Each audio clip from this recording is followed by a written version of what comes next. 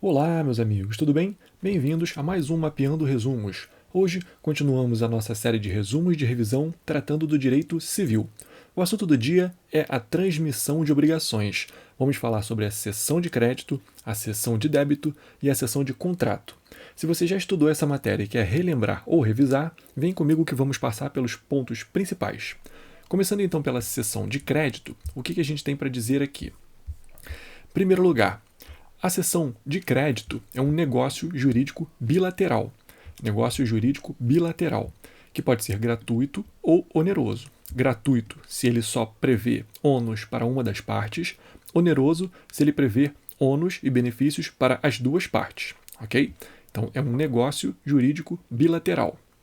Cessão de crédito. As partes dessa cessão são o cedente, ou seja, quem cede aquele crédito, o cessionário, aquele a quem o crédito é cedido, ou seja, o novo credor. O credor antigo é o cedente, o credor novo é o cessionário, e o cedido. O cedido é o devedor, quem deve naquele crédito que é cedido. Ok? A cessão de crédito, ela independe da anuência do devedor. Não depende da anuência do devedor para a sua eficácia, para a sua existência. Então, a cessão de crédito não depende da anuência do devedor para a sua nem para a sua eficácia, nem para a sua existência, nem para a sua validade. A cessão de crédito vai existir mesmo sem a anuência do devedor. Mas ela precisa de uma coisa em relação ao devedor. O que é? A notificação. Ele precisa ser notificado para que essa cessão tenha eficácia contra ele. Se ele nem sabe que o crédito foi cedido, se ele nem sabe, ele não foi notificado, aquela cessão não tem eficácia, ok? Então ele não precisa da anuência, ele não precisa responder se ele está de acordo ou não com aquela cessão de crédito, mas ele só precisa ser notificado para que a cessão tenha eficácia, ok? Ela é um negócio jurídico bilateral interpartes. Ela tem efeitos entre as partes dessa cessão. Para ela ter efeitos erga omnes, ou seja, contra todos, a cessão de crédito precisa ser escrita e observar as solenidades do artigo 654 do Código Civil. E tem algumas regras. Que regras? Deve observar as vedações legais, casos em que o crédito não pode ser cedido, por exemplo, crédito de alimentos. Alimentos não podem ser objeto de cessão de crédito. E as vedações podem constar também do instrumento. Então, um instrumento de crédito pode prever que ele não pode ser cedido. Aqui, observado o terceiro de boa-fé. Se não constar essa vedação no instrumento, não se pode opor ao terceiro de boa-fé. Ou seja, nós temos um instrumento de crédito em que há uma vedação, mas no instrumento separado. As partes convencionaram que aquele crédito não pode ser cedido, mas está no instrumento separado, não está naquele instrumento do crédito em si. Se esse crédito foi cedido, uma parte vai responder para a outra. Por que ele cedeu o crédito que não podia ser cedido? Mas o terceiro de boa-fé, que não sabia que aquele crédito não poderia ser cedido, não conhecia aquele instrumento separado, ele não pode ser afetado. Mas, se aquela vedação estava no instrumento da cessão de crédito, ele deveria ter lido aquele crédito, estava no instrumento do crédito, então aí ele vai ser afetado sim. Então essas regras são as regras de obrigações incessíveis. Obrigação incessível é a obrigação que não pode ser cedida. Em caso de várias cessões do mesmo crédito, o que acontece? Vale aqui for primeiro objeto de tradição, ou seja, o crédito que foi entregue para a pessoa, o crédito que foi entregue, aquele instrumento que foi entregue, vai valer. Então, um crédito que foi cedido a várias pessoas, um caso de golpe, por exemplo, o credor tinha um crédito e cedeu a vários cessionários. Mas ele só entregou o instrumento para um deles. Não importa se foi o primeiro, o segundo ou o terceiro. Um deles exigiu o instrumento daquele crédito e ele entregou. Os outros vão poder exigir aquele crédito? Não, vale a tradição. eles vão poder exigir as perdas e danos, os prejuízos que eles tiveram do cedente, mas não vão poder exigir nada do devedor daquele crédito, ok? Vale a quem ele entregou o instrumento do crédito. Quanto à responsabilidade pela solvência do devedor. Na cessão de crédito, o cedente responde pela solvência do devedor? Em regra, não. Em regra, a cessão de crédito tem natureza pró-soluto. Ou seja, o cedente ele só responde pela legalidade e pela regularidade daquele crédito. Ele não responde pela solvência do devedor, não, ok? Porém, excepcionalmente, se houver previsão contratual, a responsabilidade do cedente pode ser pró-solvendo. O que é isso? Responsabilidade pró-solvendo é quando o cedente responde pela solvência do devedor. Então, em regra, não. O cedente não responde pela solvência do devedor, ele vai só responder se o crédito existia e era legal. Ou seja, se o devedor não pagar, aquele que foi o cessionário vai poder reclamar com o cedente. Aí, ó, o crédito que você me cedeu, o devedor não pagou. Em regra, não. Em regra, ele não vai poder reclamar porque as obrigações, a cessão de crédito é pró-soluto. Se quando cedeu o crédito existia, se o crédito era legal, então ele não pode reclamar. Mas se houver previsão contratual nesse sentido, aí a cessão se torna pró-solvendo. Aí o cedente responde sim pela solvência do devedor, ok? E a classificação das cessões de crédito. Elas podem ser classificadas quanto à origem, podem ser cessões legais, judiciais ou convencionais. Podem ser classificadas quanto às obrigações geradas, podem ser a título oneroso ou a título gratuito. Quanto à extensão, que podem ser cessões totais ou parciais. E quanto à responsabilidade do cedente, que a gente já falou, que podem ser pró-soluto ou pró-solvendo. A cessão legal é aquela que obedece às regras legais, obedece à determinação legal. O crédito deve ser cedido por obrigação legal. Judicial, por determinação judicial. Convencional, que é a que mais ocorre, por convenção das partes. As partes determinam que vão ceder o crédito uma à outra. Quanto às obrigações geradas, a título oneroso é aquela que é cedida mediante uma contrapartida do cessionário, e a título gratuito é aquela em que o cedente cede o crédito sem contrapartida do cessionário. Quanto à extensão total, em que o crédito é cedido totalmente, parcial, em que só parte do crédito é cedido.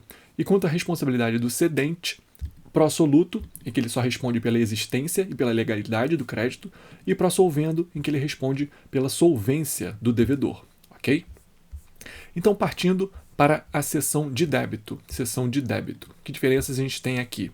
Na seção de débito, a gente também tem partes cedente, cessionário e cedido. Cedente, aquele que cede o débito, é o antigo devedor. Cessionário é o novo devedor, que assume. E cedido é o credor. O credor, na seção de débito, é o cedido. Na seção de débito, diferente da seção de crédito, a seção de débito precisa ter anuência do credor. A seção de débito precisa da anuência do credor. É possível a anuência tácita. Anuência tácita, quando ele age de acordo com atos que demonstram que ele estava de acordo. É possível a anuência tácita. Mas se ele não falar nada, o silêncio é recusa. O silêncio significa recusa. Se ele foi perguntado, se o credor foi perguntado se está de acordo, se anue essa seção de débito, se o credor não falar nada, isso significa uma recusa. Ele não está de acordo. Salvo a hipoteca de imóvel, seção de hipoteca de imóvel. Na seção de hipoteca de imóvel, o credor tem 30 dias para se manifestar. Se ele não se manifestar nesses 30 dias, o silêncio significa anuência, que ele está de acordo. Então, ocorreu a anuência tácita na hipoteca de imóvel, que é a única exceção, ok? E a cessão de débito é diferente da novação subjetiva. Na novação subjetiva, ocorre a transformação daquele débito, daquele negócio, daquele negócio jurídico em um outro negócio jurídico com a parte diferente. É um novo negócio, uma nova dívida com uma parte diferente. Na cessão de débito, não. Na cessão de débito é a mesma dívida, é o mesmo negócio, só que com a parte diferente. Só o que muda é a parte naquele negócio, mas o negócio é o mesmo. Na novação é um novo negócio, é um novo negócio. Se a cessão de débito foi anulada, se a cessão de débito for anulada, restaura o débito anterior com as suas respectivas garantias. Restaura o débito anterior com as suas respectivas garantias, exceto a de terceiros, as garantias de terceiros, salvo se eles conheciam o vício, ok? É diferente da novação. Na novação, se ela foi anulada, não restaura a anterior, ok? Porque é uma obrigação diferente, é um negócio diferente. A assunção, ela pode ser por expromissão ou por delegação. Assunção por expromissão ou por delegação. E, por expromissão, pode ser uma assunção liberatória ou cumulativa. A assunção de débito por delegação é aquela que ocorre com a anuência do novo devedor. A assunção de débito por expromissão é aquela que ocorre sem a anuência do devedor, do antigo devedor, desculpe. Por delegação, com a anuência, com a concordância do antigo devedor. Por expromissão, sem o acordo, sem a concordância do antigo devedor. E essa por expromissão, sem a anuência, ela pode ser liberatória ou cumulativa. Liberatória, quando o antigo devedor passa a não dever mais nada. Cumulativa, quando ele passa a dever junto com o novo devedor, ok? E as exceções pessoais do devedor anterior, não podem ser opostas às exceções pessoais do devedor anterior na cessão de débito, ok?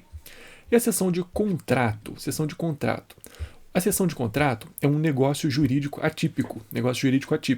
É defendida pela doutrina, ela é conceituada e ela é explicada pela doutrina, mas é um negócio jurídico atípico, não está previsto expressamente no Código Civil. Ela precisa de autorização da parte, ou seja, a autorização da parte é necessária, e ela transfere uma posição contratual. Ela não transfere só um crédito ou só um débito, não.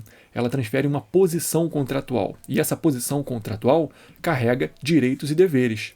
Como a nova parte passa a ser uma parte naquele contrato, ela tem tanto os direitos quanto os deveres daquela parte anterior que foi cedida. Então, na cessão de contrato, é como se existisse uma cessão de crédito e débito ao mesmo tempo. A cessão é das duas coisas. A cessão de contrato é das duas coisas. Então, vamos lembrar, na cessão de contrato, negócio jurídico atípico, é como se ocorresse uma cessão de crédito e débito ao mesmo tempo. Então, pessoal, esses são os assuntos mais importantes nessa matéria. Vamos lembrar que na cessão de crédito não depende da anuência do devedor.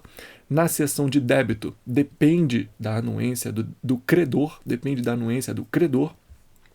A cessão de crédito, em regra, ela é pró-soluto. Por quê? Porque o cedente não responde pela solvência do devedor e que ela pode ser pró-solvendo, com previsão contratual. Esses são os pontos mais importantes dessa matéria, que são mais cobrados. E que a assunção de dívida por expromissão é aquela que ocorre sem a concordância, sem a anuência do devedor, ok? Esses são os assuntos mais importantes. Espero ter ajudado aí na revisão de vocês, porque esses vídeos, essas aulas, essas revisões, esses resumos me ajudam bastante também nas minhas revisões. Espero ter compartilhado com vocês boas reflexões, Compartilhem comigo aí também o que vocês acharam, coloquem nos comentários. Avisem aí alguma complementação, algo que eu tenha esquecido de falar, que eu vou gostar bastante de saber o que vocês pensam sobre esses vídeos. Até o próximo, pessoal, e um abração. Tchau, tchau!